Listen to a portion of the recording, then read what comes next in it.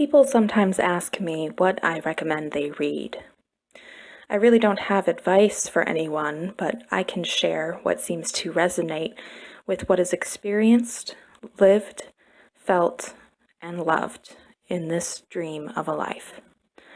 Today, I want to share some beautiful, lucid, luminous writing that expresses this unfathomable, mysterious, wondrous experience of apparent existence when the layers of conditioning and culture and thought dissipate like clouds.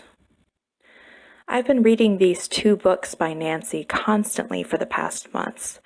Info for purchasing both is below, and they're available in paperback and on Kindle. Nancy writes the most beautiful and evocative poetry I've ever read, painting in language what is felt and perceived in my own imagined existence.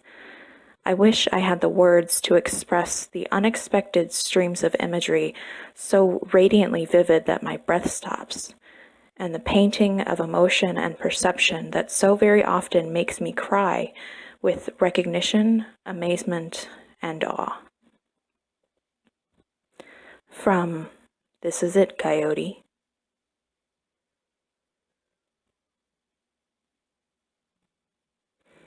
The rain bled her eyes dry.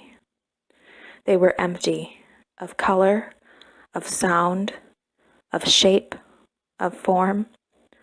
Kaleidoscopic fractals shimmered in her heart.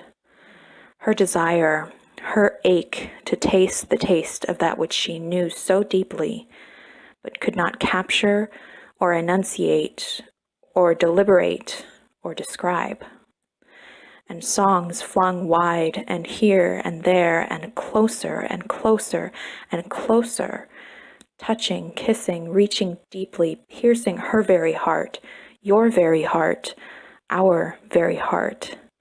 This very heartbeat of existence, this as it is, twirling, shining, shimmering, glimmering, tracing itself into you and me and love. No longer looking to swallow the sky swallows you. As all words, ideas, concepts are learned, shared, we are a patchwork quilt, made up, just like tomorrow and love. Life flows through us, as us. Here is our shared humanness, and yet everyone is a unique jewel.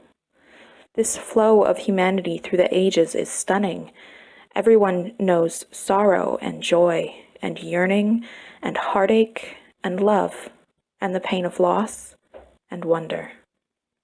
Such beautiful sorrow of the knowing of the precious tenuousness of this brief life. This is the wondrous ache that paints you into the picture. There is no separation, no things or selves to be separate or joined. Knowing and feeling that deeply, always you are falling in love as love through love. That's one very small part of This Is It, Coyote, which every day I open to a random page. Reading aloud as I walk in the woods, Nancy's words joined by a chorus of birds and the rustling of wind, and then reading again at night in my cabin by candlelight. Her other book is called Liquid Eyes. Here is a short selection.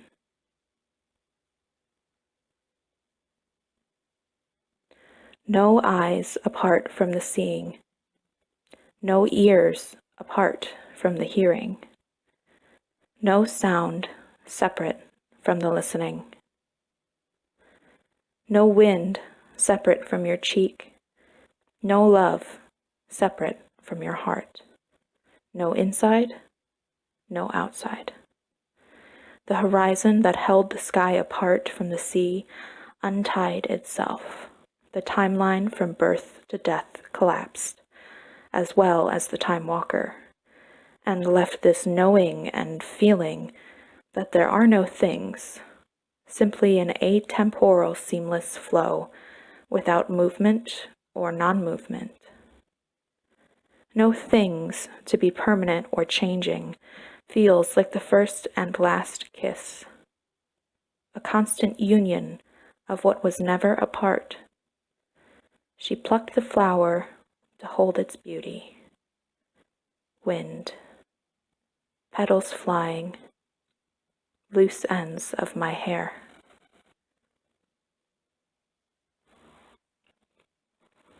These two books are a rare gift, and I can't even imagine life without Nancy's poems. I hope you'll feel the same way, my beloveds. Always only ever this, always only ever love.